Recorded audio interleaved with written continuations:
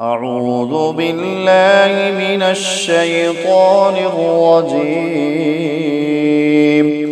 بسم الله الرحمن الرحيم. يا أيها النبي إذا طلقتم النساء فطلقوهن لعدتهن وأحصوا العدة واتقوا الله ربكم لا تخرجوهن من بيوتهن ولا يخرجن إلا أن يأتين بفاحشة مبينة وتلك حدود الله ومن يتعد حدود الله فقد ظلم نفسه لا تدري لعل الله يحدث بعد ذلك أمرا فإذا بلغن أجلهن فأمسكوهن بمعروف أو فارقوهن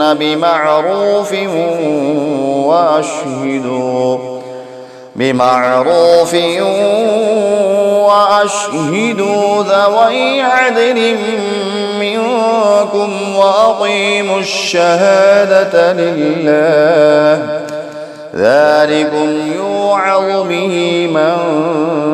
كان يؤمن بالله واليوم الآخر ومن يتق الله يجعل له مخرجا ويرزقه من حيث لا يحتسب ومن يتوكل على الله فهو حسبه إن الله بالغ أمره قد جعل الله لكل شيء قدرا واللائي يئسن من المحيض من نسائكم إن ارتبتم فعدتهن 3 أشهر واللائي لم يحضن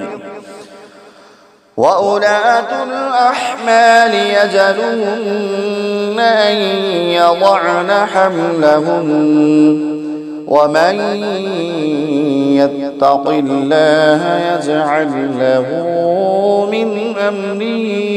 يسرا ذلك أمر الله ينزله إليكم ومن يتق الله يكفر عنه سيئاته ويعظم له أجرا أسكنوهن من حيث سكنتم من وجدكم ولا تضاروهن لتضيقوا عليهن وإن كن أولات حمل فأنفقوا عليهن حتى يضعن حملهن فإن أرضعن لكم فآتوهن أجورهن وأتمروا بينكم بمعروف وإن تعاسرتم فسترضع له أخرى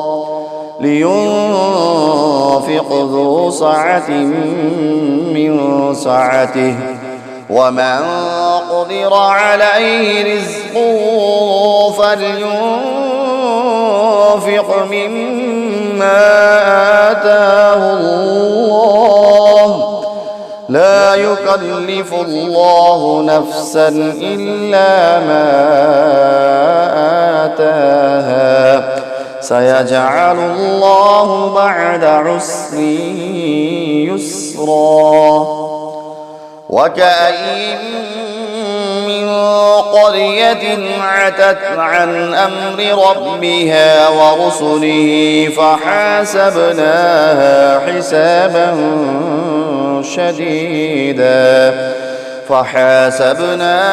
حسابا شديدا وعذبناها عذابا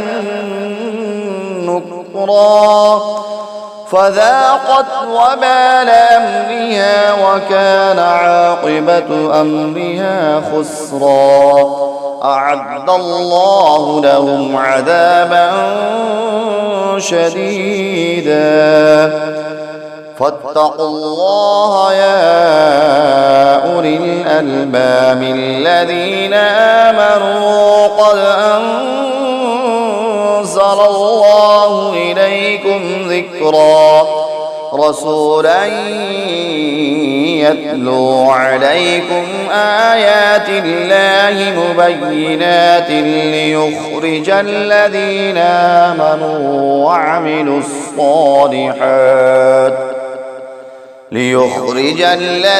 آمنوا وعملوا الصالحات من الظلمات إلى النور ومن يؤمن بالله ويعمل صالحا يدخله جنات تجري من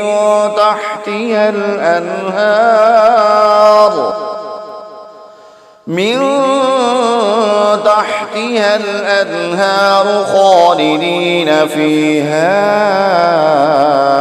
أبدا قد أحسن الله له رزقا الله الذي خلق 7 سماوات